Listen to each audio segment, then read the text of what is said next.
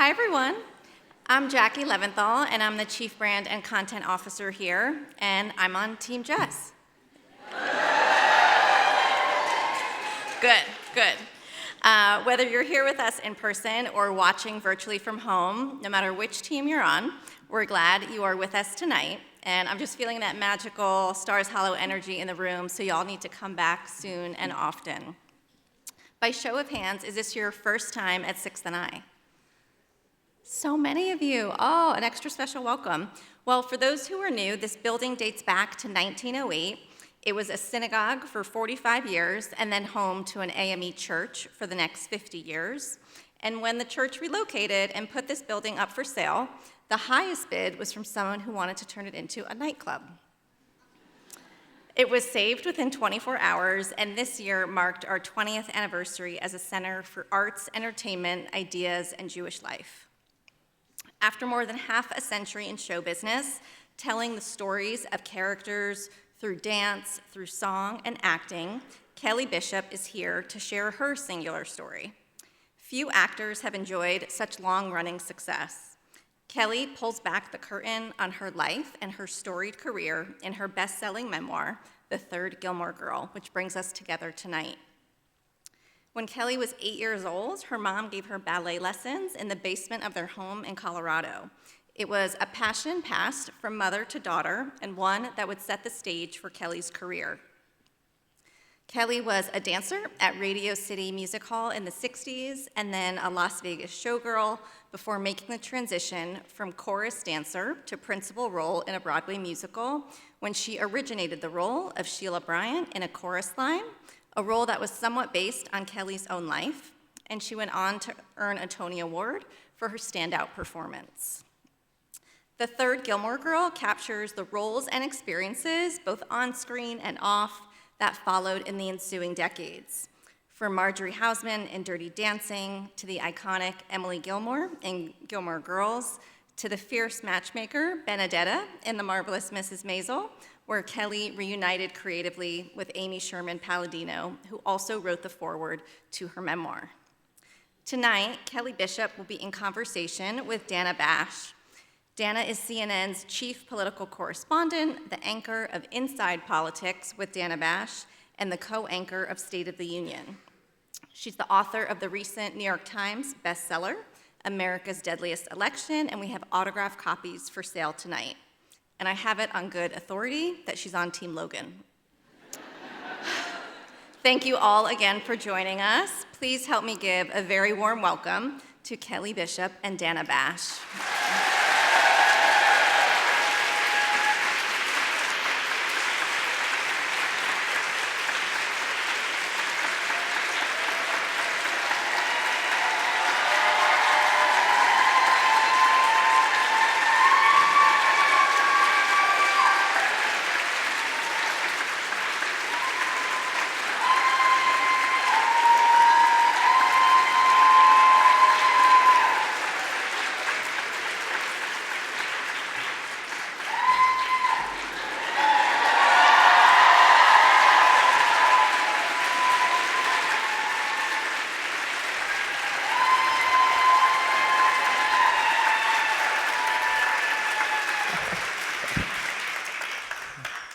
I get it, everyone. I totally get it.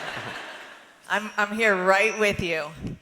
Hi. Hi. This it's is so good to this see is the biggest thrill for me. Like the biggest. Is everything okay? Can you guys hear me all right? All right. So I do want to start, of course, with the Gilmore Girls, because that is the way that you entitled your memoir, which I want to get to. Actually, before we do that, the original title was something else. Well, I had thought, not really thinking about titles because I've never authored a book before. This is a whole new world to me. I kept wanting to call it And Then the Door Opened because I was thinking of A Chorus Line and how that opened the door from my dancing career into the acting that I wanted to do, which is okay. But then I have a co-writer, and she wanted to call it At the Ballet, which is lovely, but I thought, but I'm so far beyond that song, that show. It was really the publishers, and aren't they clever? Yeah. Of course, it's the Gilmore Girls. So let's go back to pilot season in the year 2000. Quote, "It was called Gilmore Girls, and Robert, your agent, wanted to submit me for the role of Emily, the matriarch of the Gilmore family. I told him I'd look it over and let him know if I'd like to pursue it. Then I sat down to read the script, and it was love at first sight. I'd never read anything like it. Its writer, Amy Sherman Palladino, was obviously brilliant. The dialogue was smart, razor sharp, and unpredictable.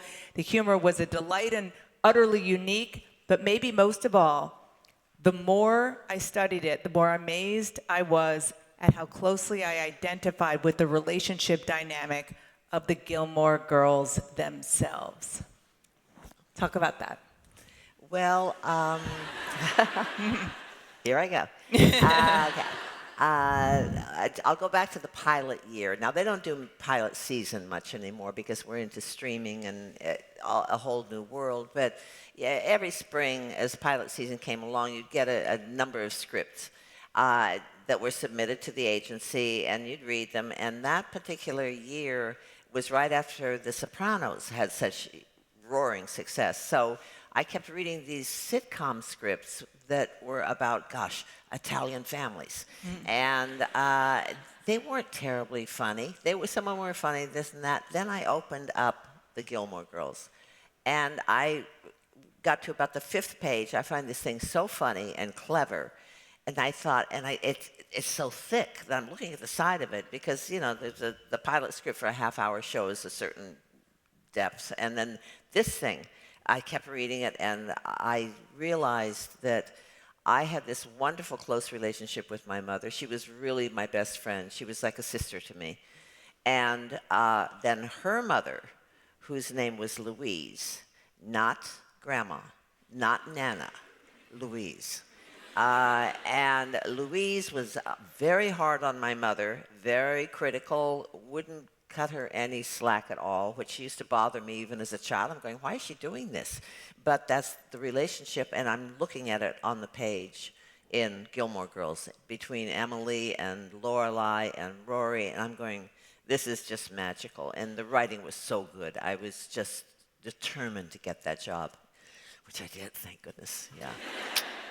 And just while you're on the Louise of it all, you say that you looked at it as an opportunity to explore Louise, your grandmother, and the strained relationship that she had with your mom. I don't think I've ever quite figured it out because Louise had to have been proud of my mother for all of the things that she accomplished. She was a wonderful pianist, and she had studied some dance, but she kind of started studying a little too late. She went to Colorado College on scholarship when she was 16 years old, my mother. So wouldn't you think that Louise would be really proud of her? But she could always find fault, and I guess that was just about control. I don't know. It's a shame, but that's the way they lived together. And did you channel her as much as you could through Emily? Constantly, yeah. And there was nothing Emily could say that was unkind or cruel or anything that I would even hesitate at because I thought, yeah, Louise would have said that. Yeah. Why not? And your book opens, the foreword is done by Amy Sherman Palladino, and she tells the story of searching high and low for her Emily, and you walked in and she was like, okay, done. So you said you wanted the job, but she really wanted you. I was so thrilled. I really worked on that. I mean, I don't know how many actors or studying actors there are here, but you really have to work on a script. And I'm talking about an audition because this is your only chance. These people don't know you. Maybe they know of you, whatever. But this is your delivery. And it's not a final performance, but this is where I'm going to go with this. I've even told actors, don't put down the pages. I mean, I knew that scene really inside out. But you hold the pages because if you put the pages down and do it, then they're going to think that's your final performance. this way I got the pages. And I'm Oh, going, wow. and they're going, wow, that's really good. And I think, oh, she's going to get even better when she puts the pages down.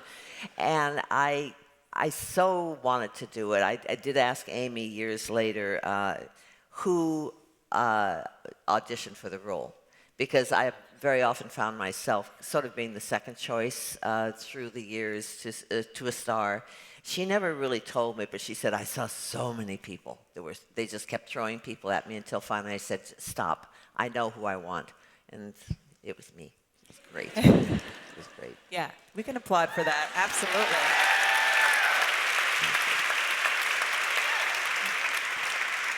Let's go behind the scenes and talk about your relationship with the Gilmore Girls, with the actresses who played the other Gilmore Girls. The first day of working on this, we shot in Toronto, the pilot, and Lauren came on stage, Lauren Graham, and just was so on top of it, so attractive, so sharp, friendly, knew everything.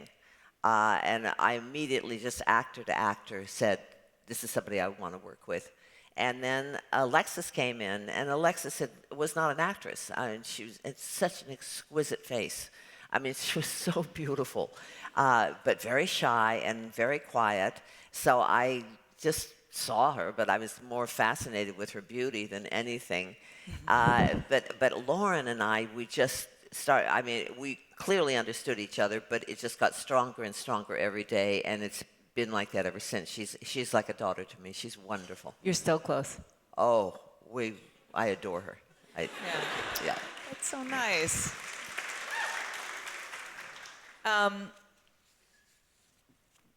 Emily is so quotable. I could probably actually just stop talking and people could throw out quotes from the audience. And you probably would remember some of them because you say that. Yeah, I don't remember most of them. And the audiences, I mean, the viewers now, through generations, it seems, that see this show repeatedly, and I'm delighted because it's true. When you see it a second time, you get more, and the third time, you get even more because there's so much subtlety and innuendo. Look at all the people nodding. And it's and it's fast. That's the other thing. It just flies along, and if you want to laugh out loud, you better do it fast because you're going to miss the next line. Yeah, it's true. That's Amy. That's the way she writes, and that's her brain, which is phenomenal. So I don't. People are constantly quoting the lines to me, and they're really good lines. I go, wow. Was it good? Did I deliver it well? I don't know. Was it good? I don't remember. I just had a wonderful time doing it, and I'm so happy with that show. I thought it was wonderful when we did it, and as we got to going on it, and then got a second year, etc., I kept thinking we don't have enough audience because it was on the WB. And how many people watch the WB unless they were sort of watching teenage shows? I mean, yeah. You were a teenager, though, weren't you? And then it became the CW, and it still wasn't getting any publicity. And, I mean, we still had a nice following, and it got stronger every year. And then we weren't anymore, and then along came Netflix. And that just changed everything. And I'm delighted because I think it's such a good show. And I think it's something that new generations can see. It's got such a good message. There's actually, you don't think of it, or I hadn't thought of it when I first did it. If you try to say, what is it about that show? And it's so strange to say. I said, it's sweet. Mm-hmm. It's actually a sweet show. And if you ever met Amy Sherman Palladino, you'd never think sweet. You know? Yeah. Smart, funny, brilliant. And I adore her, and she's also very generous and very loyal. But there is a goodness about it, and there's a goodness about the characters. Even though some of them are very odd, they aren't bad people. So there's something really safe and comfortable about seeing that show. And funny, really funny. Very funny. You write about a couple of scenes that stand out to you, one of which is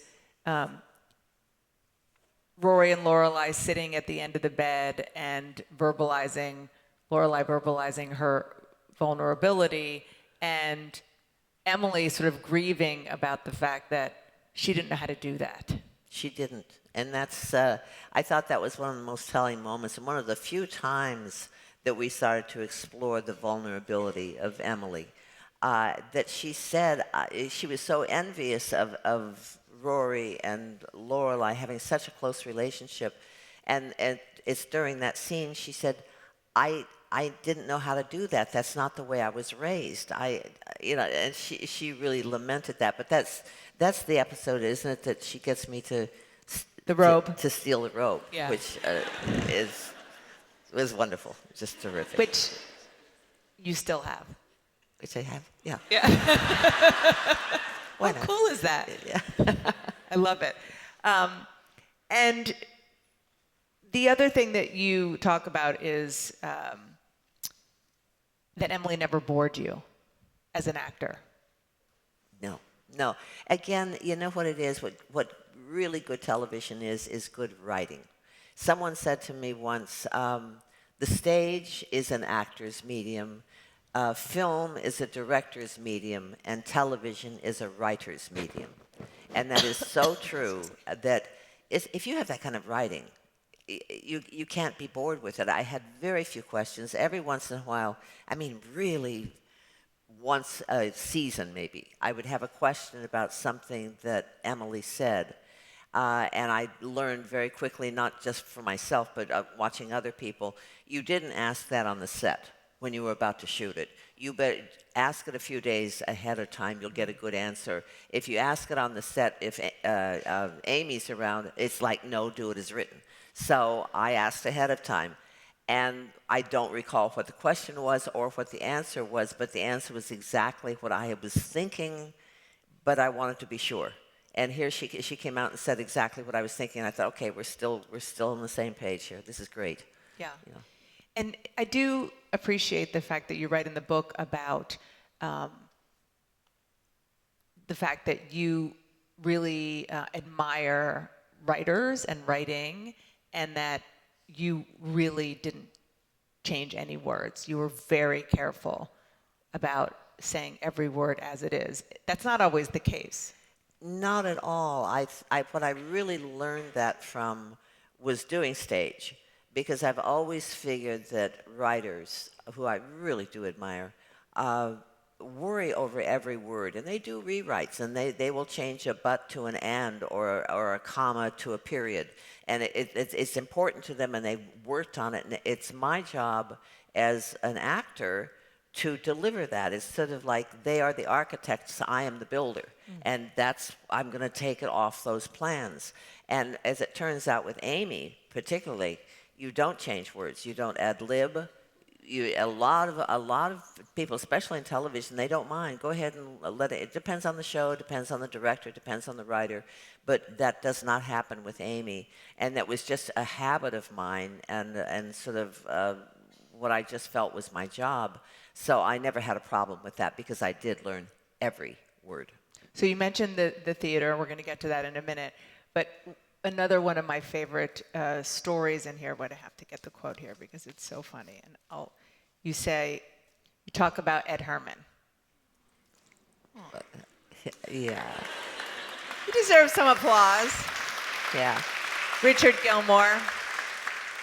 And you all remember the dining room at the Gilmore house, and that Emily Gilmore would sit at one end and Richard at the other. In shooting it, you were often sitting there for a while waiting. Mm-hmm. This quote, you looked at Ed Herman saying, "Are we assholes or what?"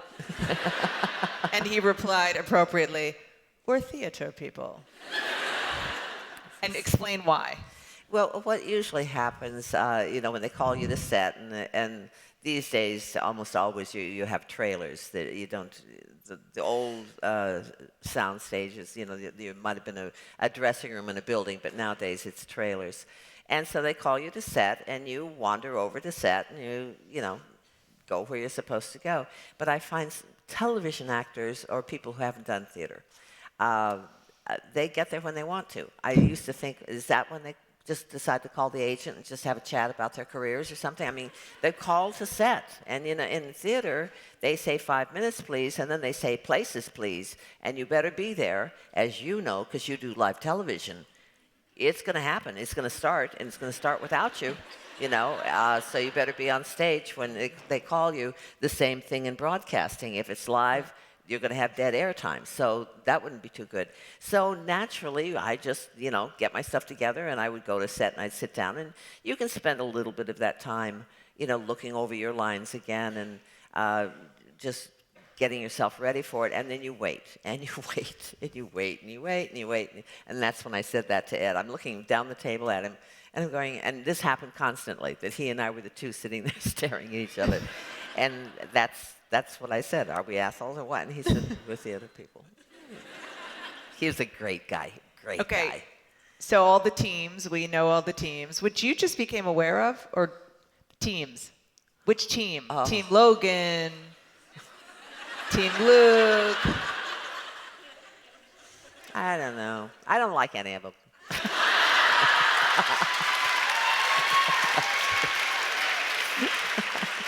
That was Emily Gilmore, not you. It would have been. No, I was Team Logan, not thinking about it the first time I was asked, not realizing there was a little war going on. I had no idea. It was just my preference as an actor, and I think part of it is I worked with him a little more often. I also worked with Dean quite a lot, but it just appealed to me, and then I justified by saying, besides, he came from a rich family, and that's what Emily would have wanted. That's true, except when you told off his grandmother, which was amazing. Oh, but that was fun. That was fun. Okay, wrapping up the Gilmore Girls, this is you right, those mysterious last 4 words between Lorelai and Rory, this is, of course, in the reboot. Mom, yeah, I'm pregnant. You said it really struck me as more interesting than infuriating. You noted that some fans were not happy about it ending that way, since it opened debates among viewers to decide who Rory was pregnant by and what the repercussions would be. I was very surprised by that line, too. They actually kind of kept it secret while we were going on. There was some last line. As I looked at it, I thought it probably would have been Logan, because all during those reboot, during those months that they were together, she was with him. So that would have made sense. I hope it wasn't the Wookiee. That was the strangest thing. I love that. But I love that scene when I saw it, because I don't know if we even did table reads. You do a table read, everybody sits down with the script first time, and you just read it through, which helps the actors, but it also helps the writers, because they finally actually hear it, not in their heads, but out of people's mouths. So I don't remember even knowing about that scene until I actually saw it when it was broadcast. And I thought, that was so strange, Mom. I slept with a Wookiee. And then, of course, as you all know better than I would remember, is that at the end of that scene, Lorelai says to her, "Did he keep his?" I started to say, "Did he keep his costume on?" So funny. So sick. I love it. Okay, let's go back in time. Okay. To, first of all, when you were Carol Bishop, which is what your name was at birth, through Broadway, through Chorus Line, but about your childhood. You mentioned it a little bit about the fact that your mother was very musical and very talented, artistic. Your father, not so much. And she was so dedicated to you as soon as she saw your interest in dance and in ballet. Yeah, it basically said, and I think that Sheila said it when it was, I don't know if it's still part of the dialogue of Chorus Line or if somehow it got incorporated into At the Ballet, but I was talking about my mother, and I said, and then she had this daughter, me, and she made her what she wanted to be, which is exactly what she did. She was not able to have a career. She was too old when she started. I don't even know what the training was like in Colorado Springs. But she loved the ballet. She loved all dance. I mean, we used to go see the flamenco dancers when they would come through town. So and she'd see symphonies and all sorts of things. I think in a different way, she wanted that from me. First of all, she saw I had the talent and I had the body for it. But she wanted to give me an opportunity so that where I wouldn't have to get married and have kids. Because remember, this was the 50s when I was growing up. I was born in 44. As I told someone in the drugstore one day who was looking at me strangely because I didn't understand what the pharmacist was saying, I turned around and I said, I was born during World War II. Okay? So, anyway, I think that there was a lot of that. Women didn't have a lot of opportunities unless, like my mother, got an education, but then what did she do? She got married and had kids. She wanted the kids. I mean, this was not a mistake. But I think she wanted to give me that opportunity, and she loved the theater, and she loved the arts, and so why not? And she gave me a shot at it, and I'm forever grateful, obviously. She didn't just give you a shot, she bartered with the people who became, particularly the man who became so critical in your dance instruction. I think I remember when she gave me ballet lessons for about a year with a couple of my little friends, but she was just giving me the basics, and she knew that it was time for me to get some proper training. And there was a ballet school, a good ballet school in Denver, and she asked my father, if we would pay for Carol's ballet lessons, and he said no. And I honestly don't think that was against me. I think that was a way to hurt her because he knew she wanted that.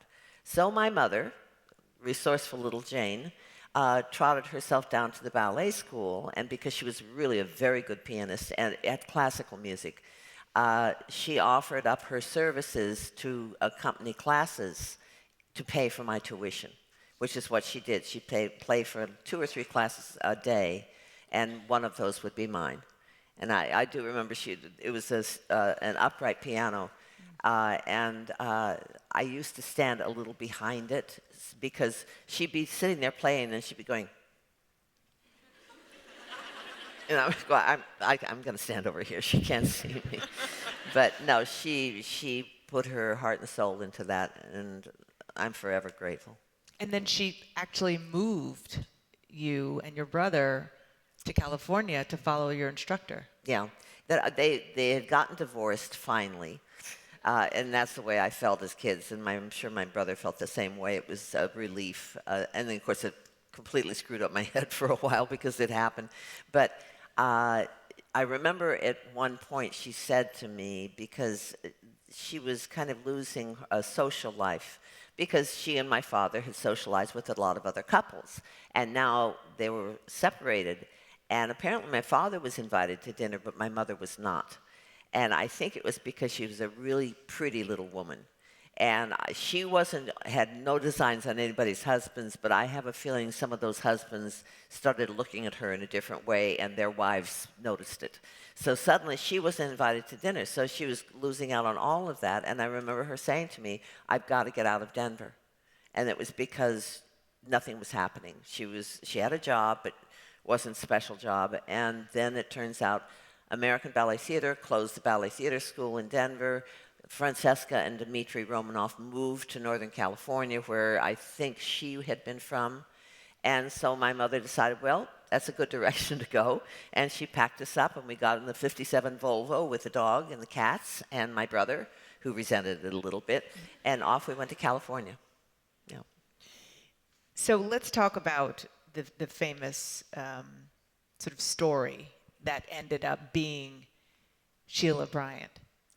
What story? Well, the story that became the song at the ballet, and that is you, the real you, not the character that became Sheila in the chorus line. You were talking to your mom, and you asked your mother, will I be pretty when I grow up? And you said, if you don't want an honest answer about something, my mom was not the person to ask. Exactly.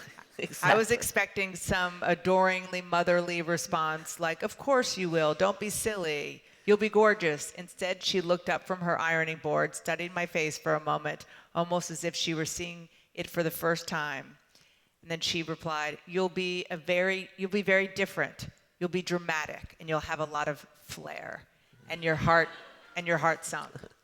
And you told that story as they were writing a chorus line. Right. When we did the workshops, we had no idea that it was going to turn into a show. We were sort of hoping it would, but it was just a bunch of dancers getting together, really just pouring our hearts out to each other, learning a lot about each other. And I did tell that story, but as I recall it, and I don't know why I didn't put it in the book, but when she looked at me and for a minute, she said, "No." And then she said, you'll be very attractive. You have a lot of flair and everything. I'm going, you know? It was during that time that Doris Day had a popular song called Que Sera, Sera. And that's what I'd taken it from, was, will I be pretty? Will I be rich? Here's what she said to me, no. Which, by the way, I'm sure your mother was a brilliant person. She was wrong. Oh, thank you. Right? It's true. Well, It is true. my wonderful husband, Lee Leonard, had said to me year after year through our 38-year marriage, that was the worst thing she ever said to you. Yeah. So, yeah, But it did make good copy, yeah. which is something. So the workshop that you talked about, which became a chorus line, you write about it in the book, of course, that ended up, everybody here I'm sure knows, at the ballet, up a steep and very narrow stairway to the voice like a metronome. It wasn't paradise, but it was home. That was your experience going to your ballet classes in real life. It was. And I remember that stairway. It was, it was a long one because it was up more than 2 stories up. But it seems to me, even through my dancing career, whenever you go very often to class or to an audition, you always went up a steep and very narrow stairway. I don't know why the rehearsal studio was always up on the top floor, but it was. Yeah, it was so much of what I said that then Ed Kleban, the lyricist, put it into At the Ballet and did it so brilliantly. Now, I had, just to give myself some credit, when it became a song and it became a trio, the first part was the earrings in the car and all of that stuff, really as close to what I actually said as possible as a lyric. But the second part of it was the BB character. Mother always said I'd be very attractive when I grew up. Different, she said, with a special something and a very, very personal flair, and that was mine too. I mean, that was my story too. So I really got a lot into that song, and it's the prettiest song in the show. I think it's such a pretty song. I'm so grateful for that. I was so surprised to read you saying emphatically that you are not a singer. So how does a not a singer person win a Tony Award for a musical? I had a lot of flair.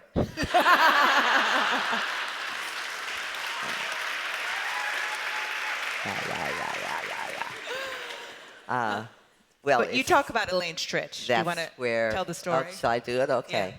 Yeah. And I did worry over this because I wanted to be an actor, and I was in musical theater. I didn't think anyone would accept me as a straight actor just going someplace and auditioning for a role when I had only done musical theater. So the most obvious way to transition would be to move into a principal role and then work your way up. But the problem is, if you're in a principal role in a musical, you're likely to have a song. Now, somebody like, I'm sure a lot of you know Oklahoma, Ado Annie would have been a good part for me. It ain't so much, I was just a girl who can't say no. Sure, I could sing that. But I thought, I don't know what I'm going to do because I don't have a singing voice. I did study. I tried really hard. It was a gift I was not given. I have a good ear. I have good rhythm, but it wasn't my forte. And then I went to an Actors Fund benefit of Company. And Actors Fund was with it's a charity for old actors. I think they call it the community fund now, but every year with a new show, you would do an extra performance. It was for the Actors Fund. It was a benefit performance. And so I'm sitting there in the mezzanine, and it's company, which I loved, by the way. And Elaine Stritch comes down. I remember she was stage right, and she's walking down to do the Ladies Who Lunch. And I listened to her. I went, I know. I was, and I went, oh, my God, I could do that, you know? And then years later, shall I go on with the story? Yeah. Yeah, okay. I love this. Years later, we're doing a chorus line. We're still downtown at the Shakespeare Festival. There's a very large green room. It's just a community room, really. We had a lot of celebrities came back. They had limousines lined up in front of the public theater down there, and just one star after another would come in after the performances. And one night, I looked over and I saw Elaine Stritch coming in. And when she worked her way into my direction, I went up and introduced myself. And I told her that story. And I said, and I saw you and you did the Ladies Who Lunch, and I thought, I can do that. And she said to me, well, you're doing it. Okay, thank you. I think that was a compliment. I don't know. But yeah, she was my inspiration. Yeah. I love that. I love that you can, even Kelly Bishop can fangirl over somebody. The movie that I told you earlier is really probably the one movie that if I'm flipping and it's on, I sit down, I cancel my plans, it's over. Dirty Dancing, right? Yeah. It was Frances / baby's mom. Yeah. It was, I love that. I do the same thing, by the way. If Do you I'm really? channel surfing, Oh, I love that. I'm halfway through it and I go, well, I can wash the dishes later. You know, and I love that movie. And somebody recently played that last song. It took us 4 days to shoot that scene. And I never got tired of that song. I just loved it. I wasn't supposed to play that role. I was supposed to play the Vivian character, the married lady who had her eyes on Johnny. And the first day I got there, supposedly to rehearse, I assumed to rehearse some sort of dance thing. You don't usually rehearse on movies. That's when they started staring at me and making me stand next to Jerry and then next to Jennifer, and I couldn't figure out what was going on. And that's when they told me that morning they had released the actress that was playing Baby's mom, and did I want to take the role? And I would start right then. Literally then. And I'm eyeballs are rolling. I'm trying to figure it out. And then they said the magic words is, if you do take this role, you will work on the film from today until the end of the filming. And I had never had the advantage of working a full film. You know, a scene here, you go away for 2 or 3 weeks, you come back and do another scene, and that's about it. And I thought I was really lamenting the fact that I'd never gotten to do a whole movie. And so that was the kicker, and I took it. And what was that like? I mean, it's iconic. Well, first of all, Jerry Orbach was a dream to work with and really took me under his wing. I briefly knew him because he had starred in Promises, Promises, and I was in the chorus. And my first husband was a stagehand in the show and used to play poker with him. So I think Jerry was aware of who I was, but I didn't know him. So I reminded him of the fact that I'd done Promises. And so he was just wonderful in helping me out and just making me feel comfortable. I didn't get to know Jennifer very well. She was very serious and I think kind of nervous. So she kind of go off on her own when. And she writes about that in her memoir. She did? Yes. Which, of course, I also read cover to cover. I could tell she, but I knew she was nervous. She was scared. She was perfect for it, just perfect. And the same thing with Patrick Swayze. He took it very seriously in a different way. He knew it was going to make a bigger star out of him. He was definitely on his way.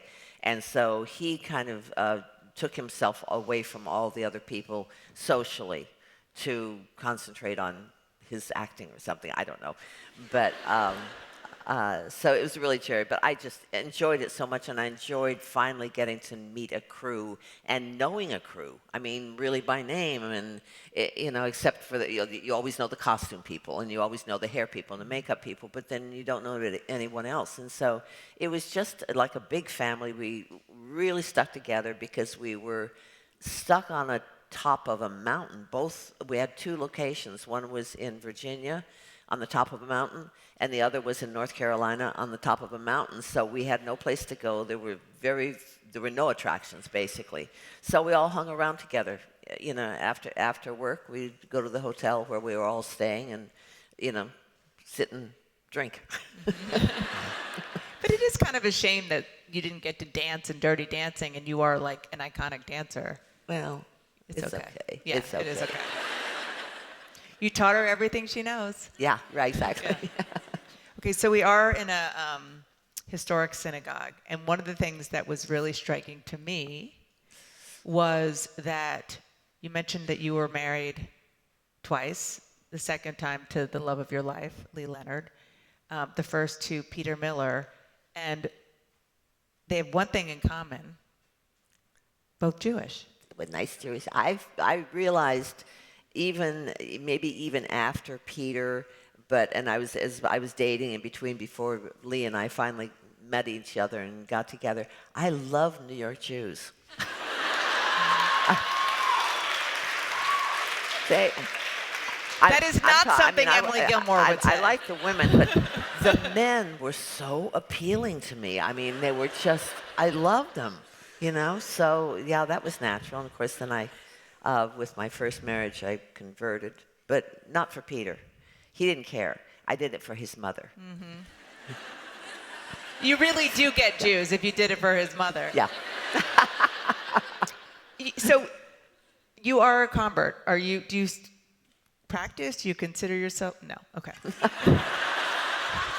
No. But this is so. I wrote down this quote here about meeting with the rabbi before your conversion, before your first marriage. You say, I still remember our last session with the rabbi when I opened up about the downsides of the relationship and my reasons for staying. The rabbi's exact words were, well, if anyone can fix him, it's you. That bolstered my resolve all over again. Me, walk away from a challenging, unfinished project? I don't think so. Yeah. No. No, eventually I walked away when I was dead broke. I mean, I had to wait until everything was flat. And then I went, okay, I don't see anything else we can do with this. I better get out of here. Yeah, it's too bad.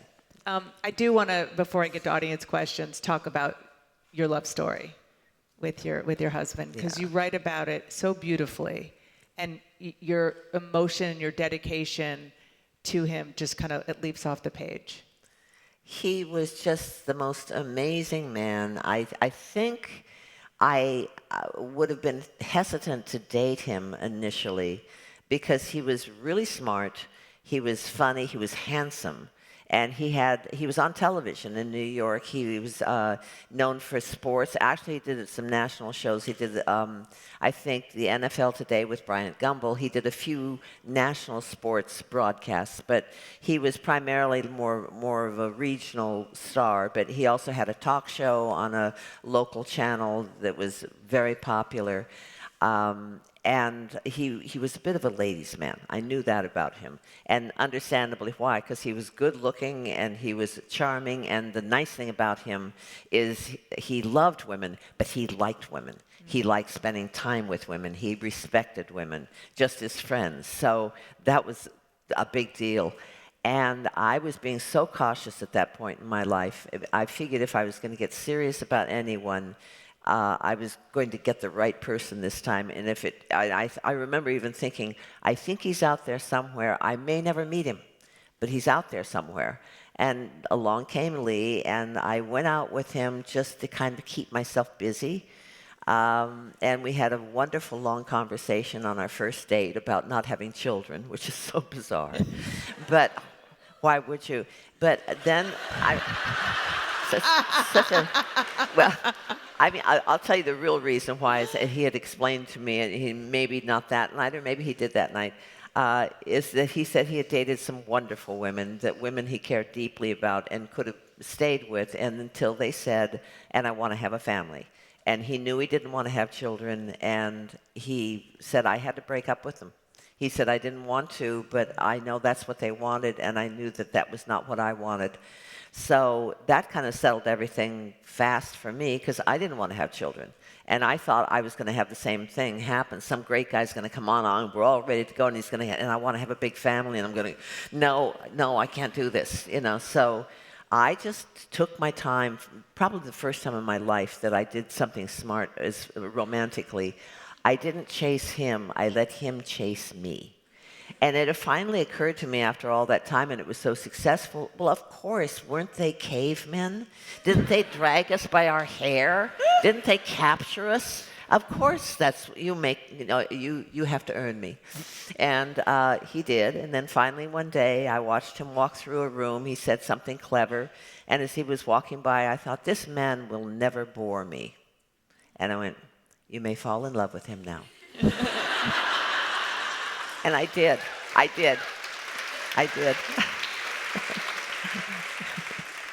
Okay, I'm going to get to some audience questions. I'm going to start with Quinn. No, sorry, Quinn. I'm going to start with Alex.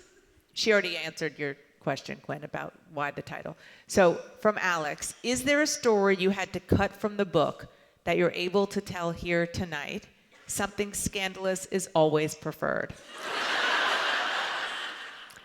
I didn't do too much scandal. I was kind of smart about that.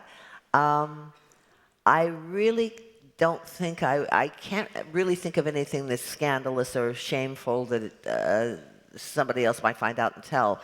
The other thing is I was cautious with this book a little bit because I didn't want to hurt anyone's feelings, and I didn't want to destroy anyone's reputation. I don't think anything even that dramatic happened with me, where I would destroy someone by telling some story. I didn't have that kind of drama going on. I was so focused a lot of my life on my career that I remember even Lee asked me once, and I mean, he was a little angry with me, but he said, I was all going out of town again, like I was always going out of town. He said something. He said, you care more about your career than you do about me. And I looked at him and I thought, I said, it's about 50-50. How did he react? I did. I love that. Well, he was honest with me.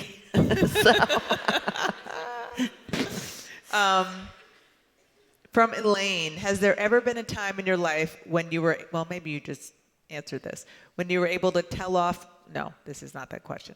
Has there ever been a time in your life when you were able to tell off a rude, entitled person as well as Emily told off Shira, Logan's grandmother, and did you feel as much satisfaction as we, the viewers, felt? Oh, I never had that many words. I mean, that scene was so hard.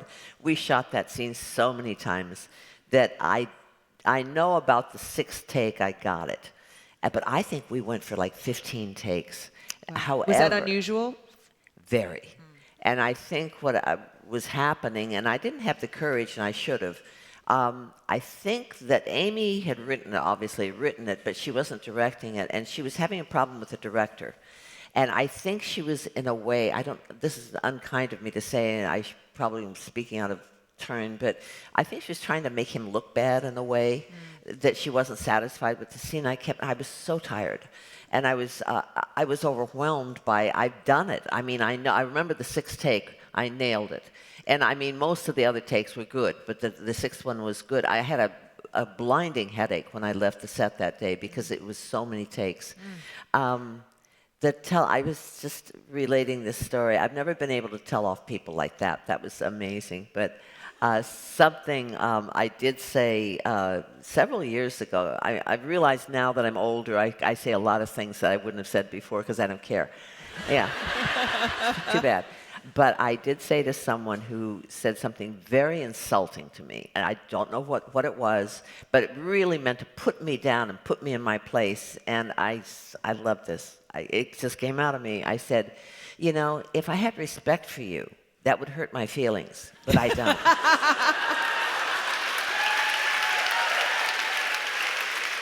so Yeah. using that. Yeah. Shut her up. I'm so using that. Yeah. I will attribute it, but I'm going to use But that. yeah, it works. Yeah. That's amazing. Yeah. Um, you write about this in the book. I didn't get to it, so I'll ask. From Leon, given the importance of friendship in Gilmore Girls, what friendships have inspired you during your career? Friendships. Your Well, friendships. in real life Yeah. friendships, well, my friendship with Priscilla Lopez, who's a wonderful actress and one of the most generous people I've ever met in my life. She's like a sister to me. I kind of make them family. And like Lauren Graham is my daughter. Um, I, I've, I don't know. I've had a lot of friendships, but then they kind of wane. It's not that they go away, but in the business, because we have so many jobs, where so many other people have a job for 5 years, 10 years, or how long have you had your job? At CNN, almost 32 years. 32 years. 32 years in broadcasting. Wah, Amazing. wah. So you can, and we make a lot of our friendships through our work, which is great.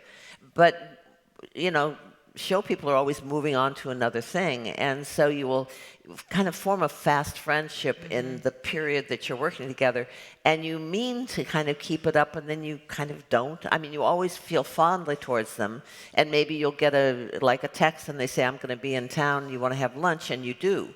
But I don't have a lot of close friends. I really don't. Just don't. Yeah. But you do talk about like Priscilla in your in the book. Yeah, About- I see her at least once a week, and you know, it's constant with her. She's the most generous, loving person, and playful. You know, that's the one thing I said to her.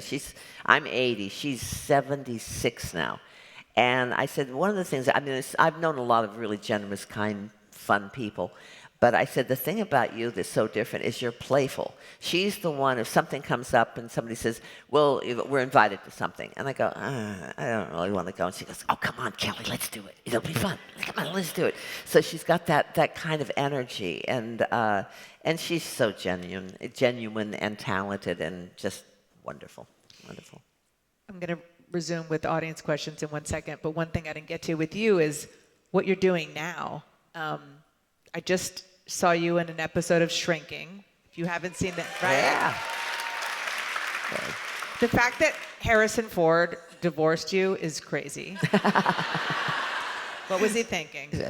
And of course, you went back to Amy Sherman Palladino world a bit during Maisel and had some great cameos there. Wasn't that a wonderful part? I was Yeah. so afraid, you know, she was doing Maisel, and it was so successful, and I was happy for her and watching it, the whole thing, and I thought, I don't think she'll ever cast me in anything, because maybe she just sees me as an Emily Gilmore, is that type, and people do see that character.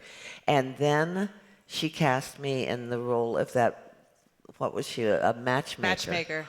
And A rival matchmaker, yeah. I mean, and it was such a good thing. And she even said to me, it's as she described it to me, she said, it's sort of like a mafia sit-down, which is exactly what that scene was. Sure and so I was. did say to her, I said, I'd like to give her a little bit of a New York accent. I said, not a full-blown Fauci, but like just a little bit of a little, so you understand, right? You know, and she said it was fine with her. I really had fun doing that. Did you just do the Fauci reference for this DC audience? You do that everywhere? I know. I love that guy. I love that man. I did. Oh, yeah. But boy, what an accent. What a great accent. I love that. You never lost it. From Jenny, you kind of answered this, but did you ever share a dance with Patrick Swayze? And who was your dream dance partner, if even for one dance? I would love to have danced with Patrick Swayze. I really would too. I didn't get to do that. He's quite a dancer. Oh, he was amazing. He was Wow. amazing. And insisted on doing all of those things and like the knee slides and all that. And he had bad knees. And I'm going, you know, he had to do all of the extra work when somebody else could have doubled for him, but Yeah. he had to do it. Well, he was a dancer, wasn't he? With dancers just have to finish it out. I never really kind of dreamed of dancing. I had a lot Fred of partners Astaire. that I danced with professionally that I loved, but you would not recognize their names anyway. So there was, no. Barishnikov. I d- Baryshnikov was pretty impressive, wasn't he? Yeah. You know who I have a crush on now, Who? though, is Anthony Blinken.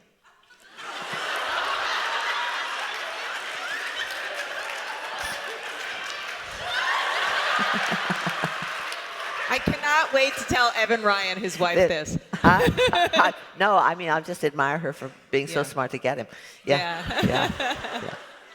All right, well, we'll talk after.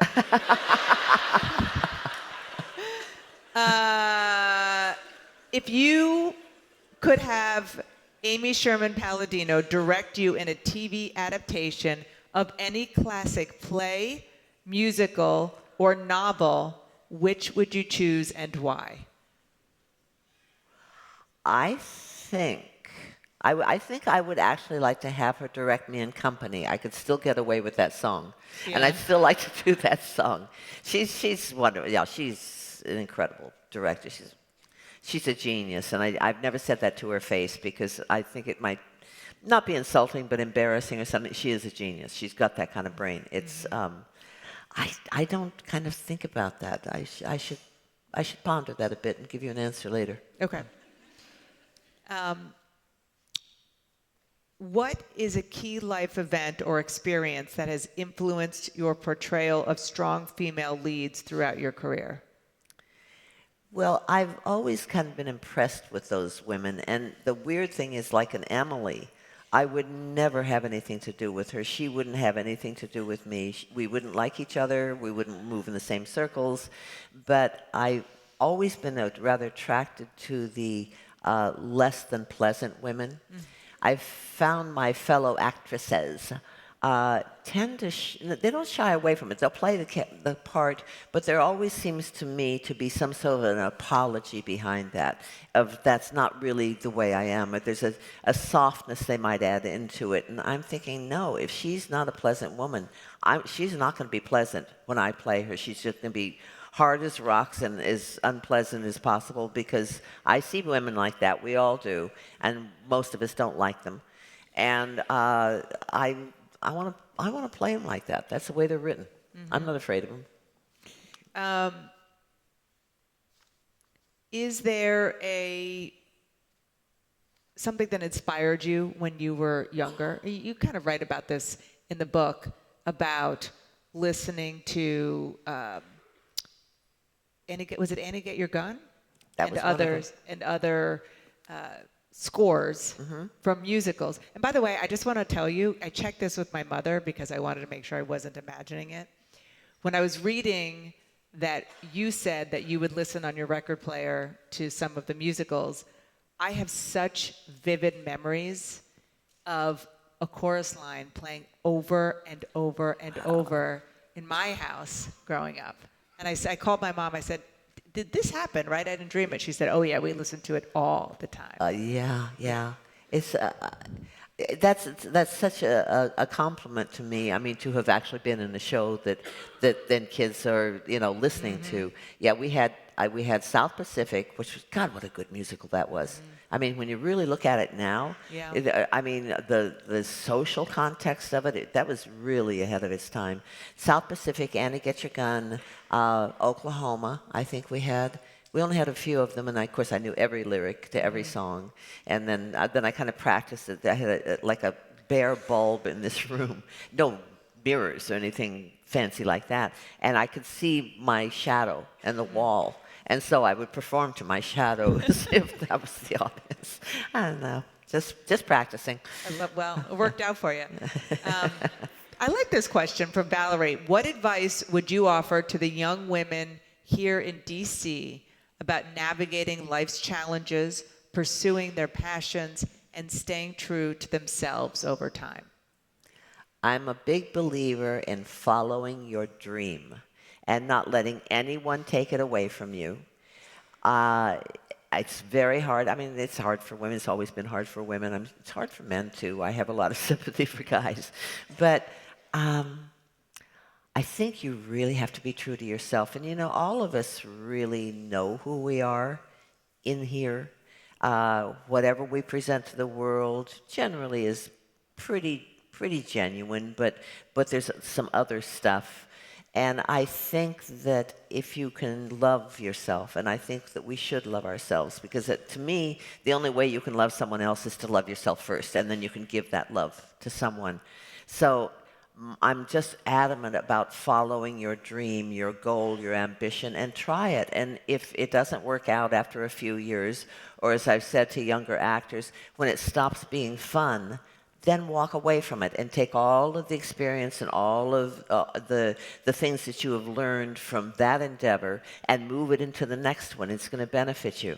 So I think you just have to kind of be like your own big sister and protect yourself and you know, give yourself courage and just love yourself. And I really think that gets you a long ways. And if when people are not nice to you, you could turn around and go, well, I love me. So it's okay, you know. Life is a really interesting thing. It's fascinating, it's hard, it's disappointing, it's really challenging, and it's great fun. And we're really lucky. I mean, just sitting here, the fact that you could all come here and sit down and listen to someone blabbing on, but that you can. I mean, that you got here, that you had the means to get here, that you knew about it. That I think, I mean, that's a gift right there. And not well, for me it is. But thank you. But it's one we have to really embrace the fact that we have our lives. These are the only ones we're going to remember. You know, or the only ones we remember now are from when we were little kids. We don't remember the last life, and I'm a great believer in reincarnation. I'm sure we'll come back again, but just cherish it and yourselves. That's what I say. That's great advice. From Elizabeth, what have you learned about yourself recently, and what would you like to learn next? What would I know? What would I like what? What have you learned about yourself recently, and what would you like to learn next? French. See, I could study French. What I learned about myself recently, and it's not all that recent, I'm lazy. I'm lazy. Oh, come on. You can't be a trained dancer and an actor and do all the things you do and be lazy. When I get into the field that I'm interested in, or if it's a job, and anybody who knows me well knows, number one, I love to work, and number two, I love to get paid. And if you're going to give me a job and you're going to pay me, I'm going to really work for you. I'm going to give you the best I possibly can. But in between, I'm lazy. I do. I sit with my computer and I play solitaire and just words and I said to somebody once, I said I have a favorite phrase and a favorite word. My favorite word is later, and my favorite phrase is not now.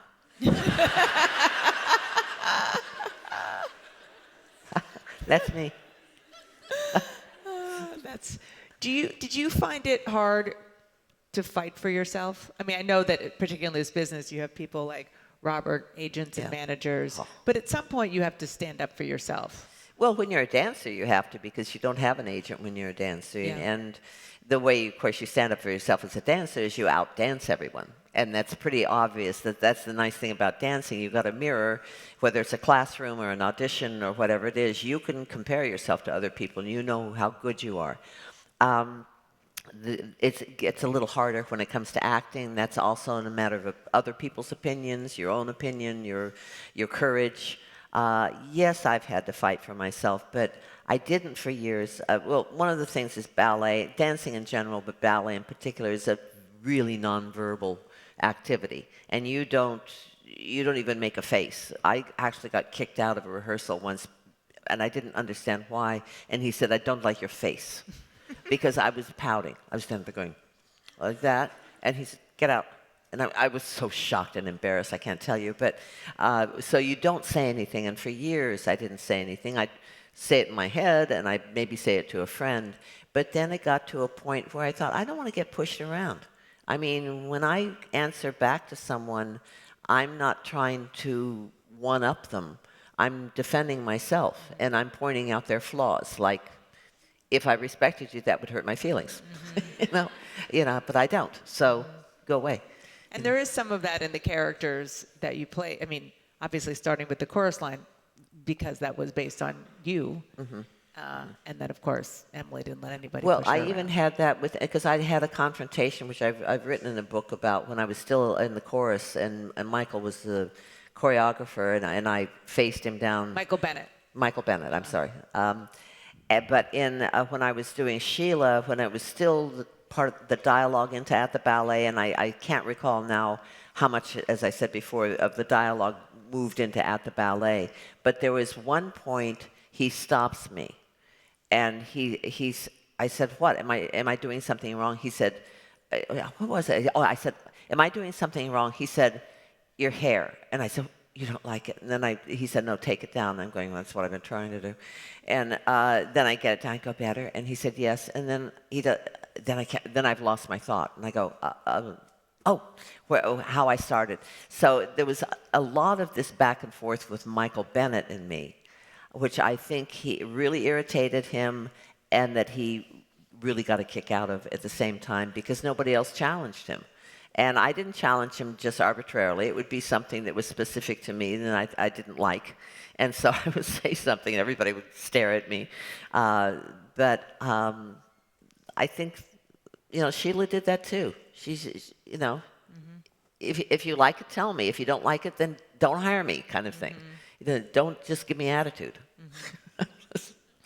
Well, I think we can all take something from not only each of your characters, but more importantly from you, from the real Kelly Bishop. It is such a terrific book. Thank you. I cannot believe that I have been able to sit here with you for however many minutes that I have been to be able to talk to you. And thank you for inspiring all of us and being a role model and a leader and just a total badass. It's been an absolute joy spending time with you. Thank you.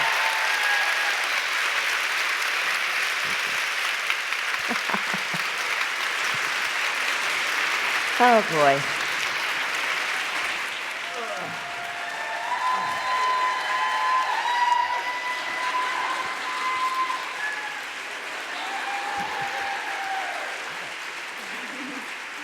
Now I have to get off the set. Thank you. If you can all please stay standing or seated as our guests make their way backstage. We so appreciate you staying where you are for just a moment. We have our social media winner, Maddie Wenzel, if that's your